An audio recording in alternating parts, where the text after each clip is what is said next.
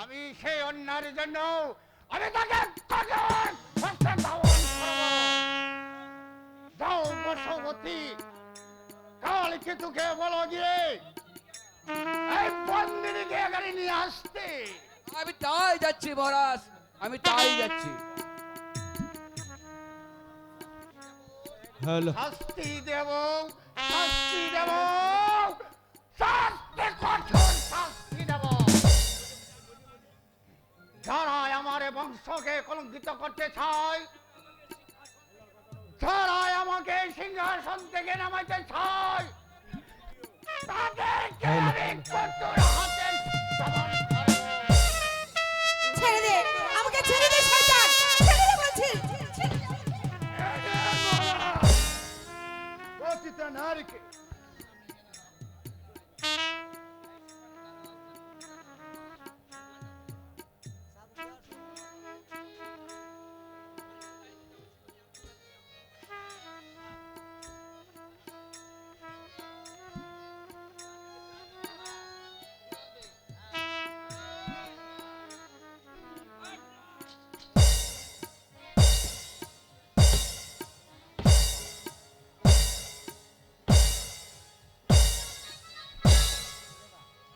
বাহ বাহ বাহ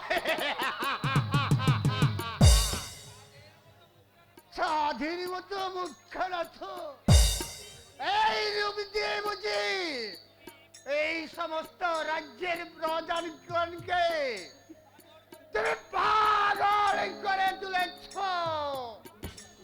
মিথ্যে কথা। মিথ্যে কথা? বেশ, আমি কালকে তোকে পাঠিয়েছিলাম নন্দীপুরে, তুমি তাকে অপমান করে তুমি রাজ্য থেকে দূর দূর করে তাড়িয়ে দিলে কেন? আমি তাকে অপমান করিনি, বরং সেই আমাকে অপমান করেছে। মিথ্যে কথা মহারাজ। তারপর তোমাকে আনবার জন্য কালকে তোকে পাঠিয়েছিলাম, কিন্তু তুমি তার সাথে ইচ্ছা আসলে না কেন? আমি তো আর আপনাদের এখন প্রজা নই যে আপনি যখন তখন আমার হুকুম করবেন আর আপনাকে আমার হুকুমটা তামিল করতে হবে। তার প্রতিভা জানো তুমি কার সামনে দাঁড়িয়ে কথা বলছো? জানো, ইচ্ছা করলে এই মুহূর্তে তোমাকে আমি জীবন্ত সমাজ দিতে পারি।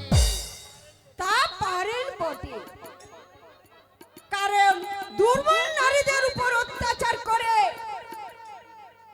আপনার মতো বীরদেরই শোভা পায়। নারী ওগো ভগবান, তুমি আছো নাকি মরে গেছো? তুমি কি শুনতে পাও না এই গরিবের করুণ আর্তনা? যদি তুমি শুনে থাকো ঠাকুর, তুমি তুমি তাদের দাও চরম দণ্ড।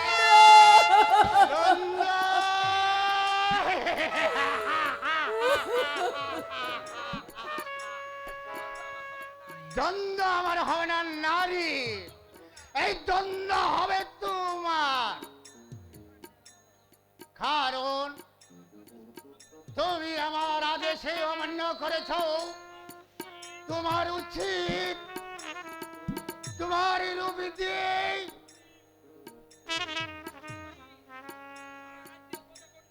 তোমার এই রূপ দিয়ে এই সারা রাজ্যের প্রজাগণকে তুমি পাগল পাগল করে তুলেছ। তোমার বিরুদ্ধে আরেকটি অভিযোগ আছে, উত্তর দাও। তবে কেন তুমি আমার এই বংশকে তুমি কলঙ্কিত করে ওই কালীবাগ মাখেছ? তোমার এই লোভের বিস্তার করে তুমি বিজয় সিংহকে পাগল করে তুলেছ। তুমি ছোট্টু জাতের মেয়ে হয়ে কেন তুমি আকাশের ছাদ ধরতে গেছো?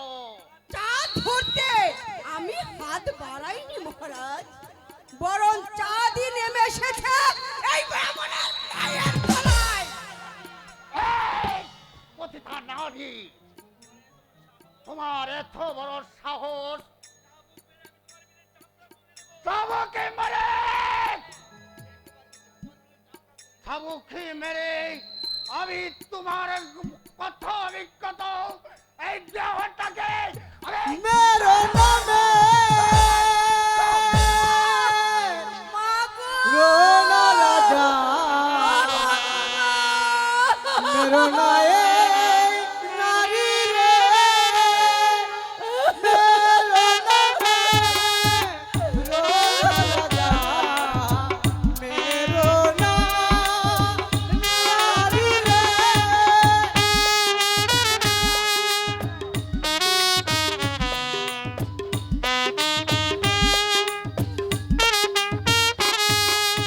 এই নারী রে মারলে পরে, এই নারী রে মারলে পরে, দেখবি রে তুই বড় মানে, মেরো নামে রোনা রাজা, মেরো না নারী রে।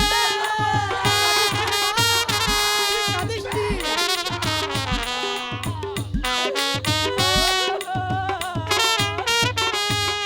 পাগল পাগল বলিস না রে, পাগল পাগল বলিস না রে, আমি তোদের পাগল নই রে, পাগল হইয়া বুঝাই তোদের।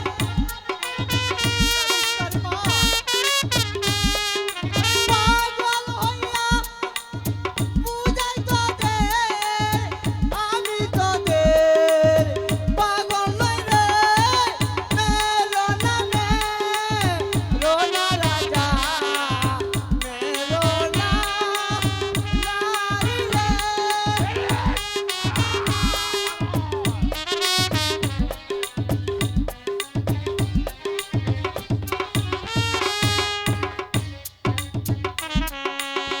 রাম শুনা তোই পরের কথায়, রাম শুনা তোর সীতাকে দিলে নির্বাসন পরের কথায়, রাম শুনা তোর সীতাকে দিলে নির্বাসন, বলবি তুই জলে পুরে।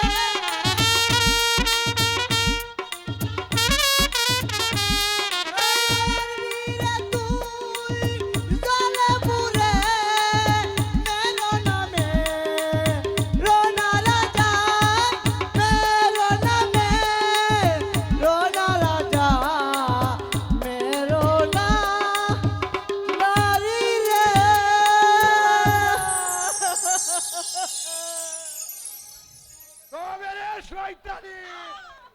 যা, দূর হয়ে যা।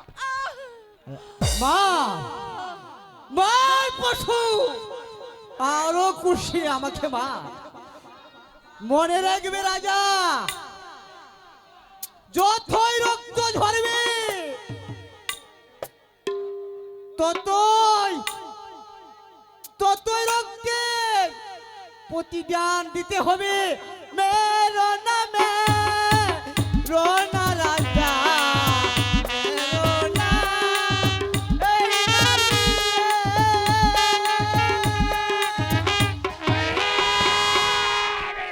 পাগল, এই পাগলে না কি বলে, ওই ছাগলে কি এই না খায়? আপনি ওই দিকে যান। ক্ষান্ত হও রাজা, আর সতী বিরণ করো না রাজা, আকাশ যে ভেঙে পড়বে, মাথায় বজ্র আঘাত হবে, এই পৃথিবীটা যে রসাতলে যাবে। একই মহারানী,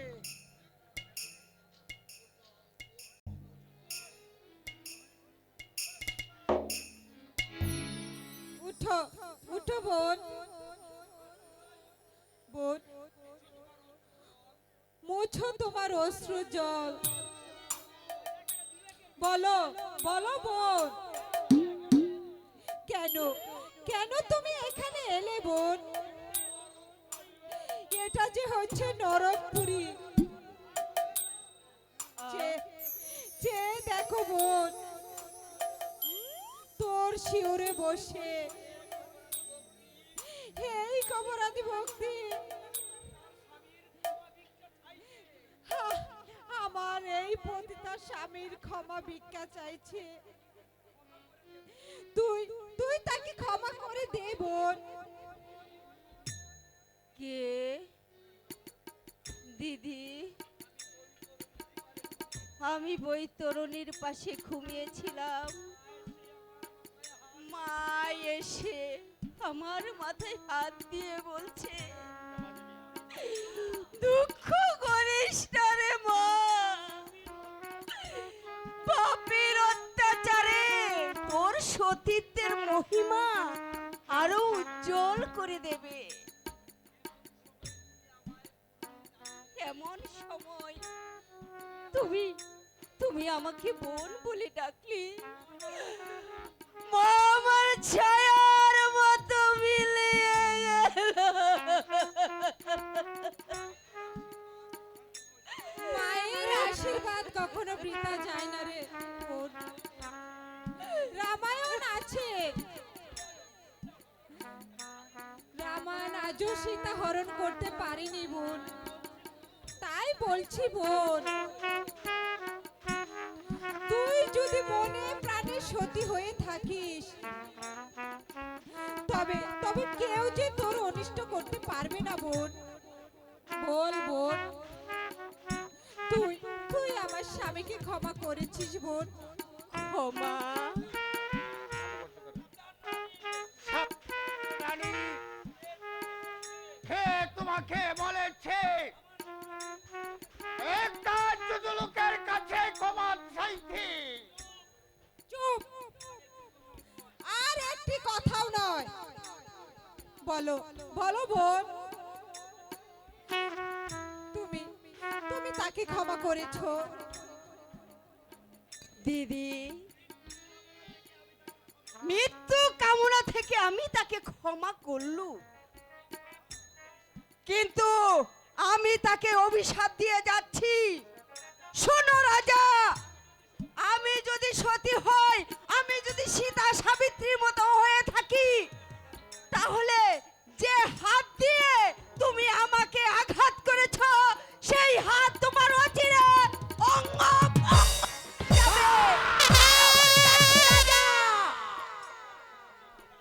করেছো করেছো কি রাজা তুমি কি করেছো সতীর অভিশাপ যে কখনো বৃথা যাবে না শিবানী,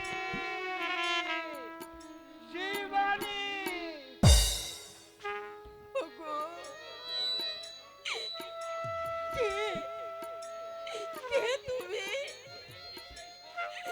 তুমি কি সে স্বর্গের দেবতা তাহলে এতদিন তুমি কোথায় শিবানী,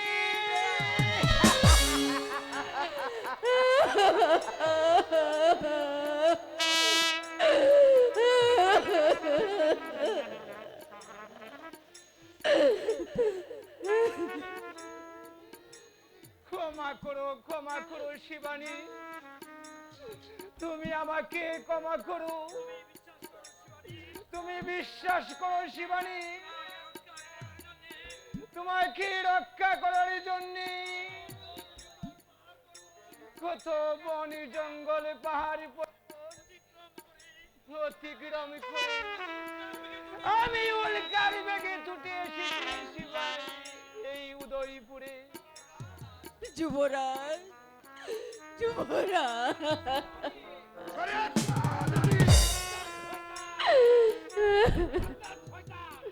সাবধানে শয়তান, কালকে তো যাচ্ছি মহারাজ, আমি তাই যাচ্ছি।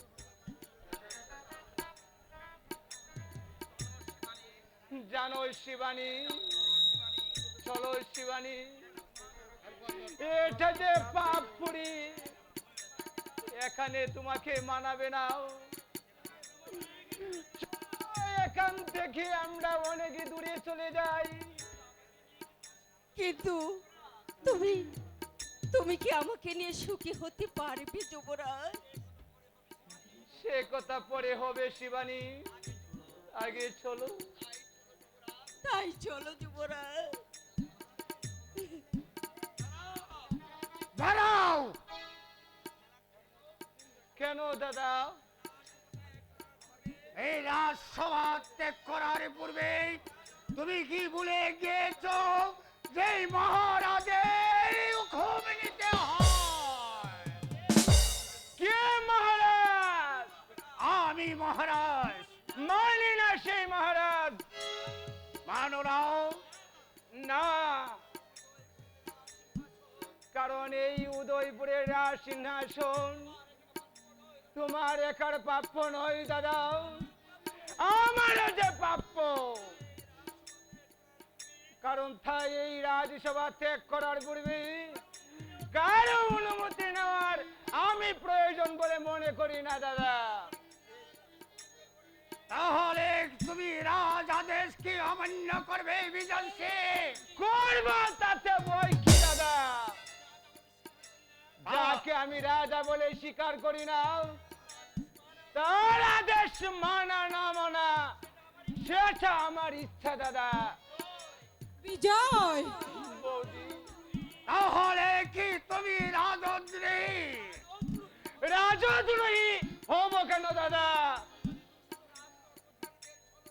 তুমি যদি দুষ্ট রাজ চরিত্রহীন ক্ষমতায় অমান্য করতে পারো,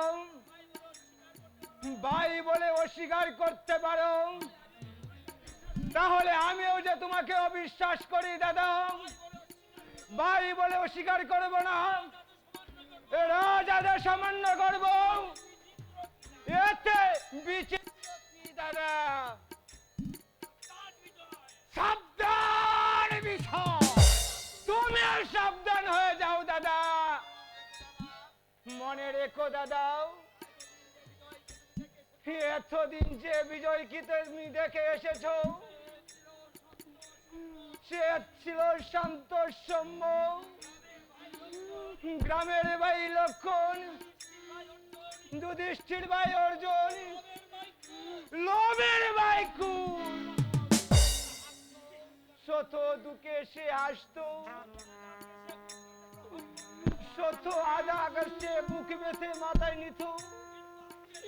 কিন্তু আজকের বিজয়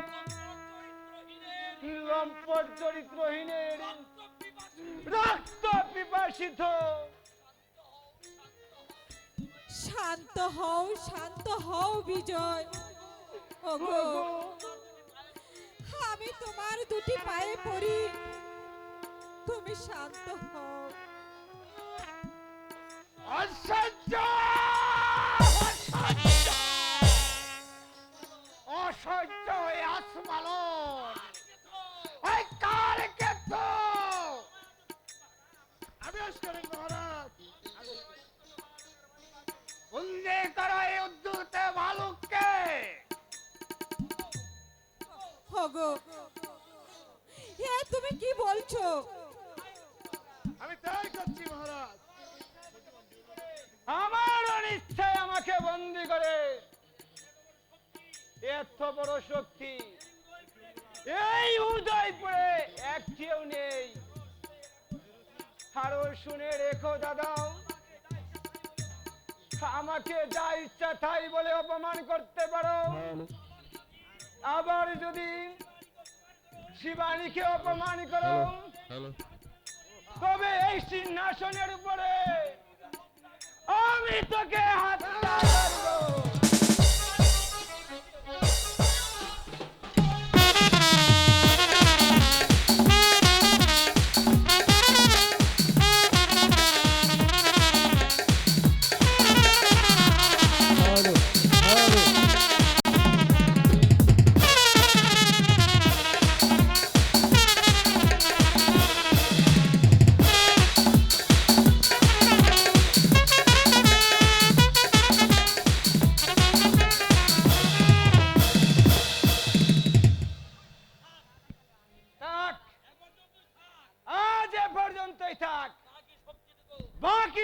দেখো ভবিষ্যতের জন্য জমা রেখো কালকে তো সেদিনই দেখবো কতটুকু শক্তি নিয়ে তুমি সেনাপতিত্ব করো।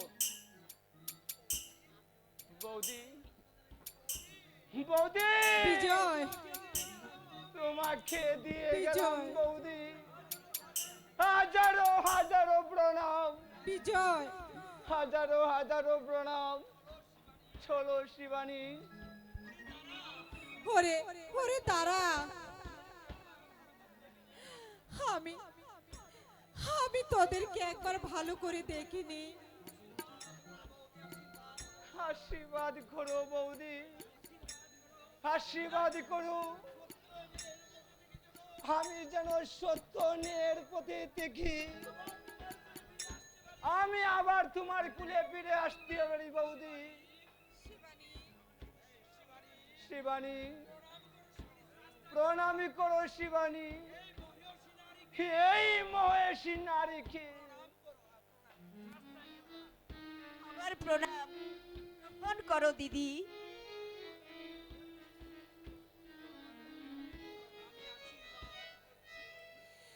আমি আশীর্বাদ করছি তুমি তুমি সীতা সাবিত্রী হও। চললাম বৌদি।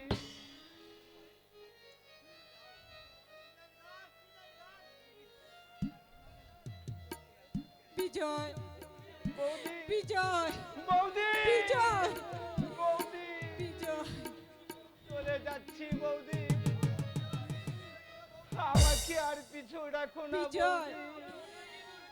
বিজয় আমি অনেক দূরে চলে যাচ্ছি, অনেক দূরে, অনেক দূরে।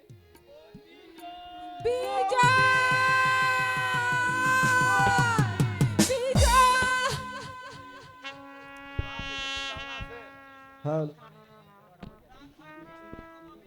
রাধা কৃষ্ণের অভাবে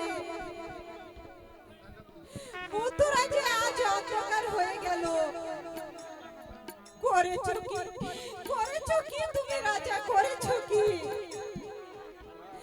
এখনো সময় আছে রাজা, ভালো চাও তো তুমি ওদেরকে ফিরিয়ে আনো রাজা,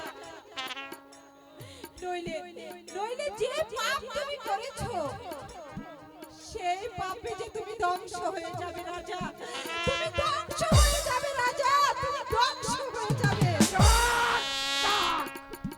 যাক, বিজয় তো আমার কেউ নয়, বিজয় তো আমার ভাই নয়। এই পৃথিবীর মানুষ তোমরা কি শুনতে পেয়েছ? কোনদিন সত্যি মায়া। যাও কালকে তো আদেশ করেন মহারাজ। হর্ষপতিকে সঙ্গে নিয়ে শীঘ্রই তুমি এই নন্দীপুর চলে যাও, না হয়তো তার সঙ্গে দাউদ খান সাথে ওই বিজয় সিং যোগী দিবে। দাউদ খানকে আমার আদের ঝাড়িয়ে বলবে আগামী 7 দিনের মধ্যে এই আমার রাজকর আদায় করে দিতে, অন্য হয়তো তারপর যন্ত্রে দিন ধারণ ক্ষমা ভিক্ষা চাইলেও আরে তাকে ক্ষমা করব না। আমি তাই করছি মহারাজ, আমি তাই করছি। বিজয় সিং, বিজয় সিং, আমার সুখের পথে একই কাটা। এই বিজয় সিং, এই কাটা আমাকে সরাতে হবে। ওই উদয়পুর ভাগ্য আকাশে একটি নামে তাকিবে, এই মহারাজ উদয় সিং।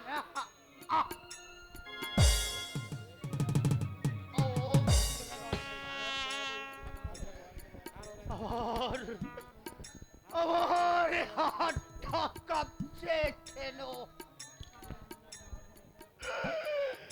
আমার সমস্ত দেহটা অবশ হয়ে আছে কেন? তাহলে তাহলে কি তার অভিশাপ? না না না, আমি বিশ্বাস করি না। কি বুকের ভিতর জ্বলছে আগুনের চিতা, মনে হচ্ছে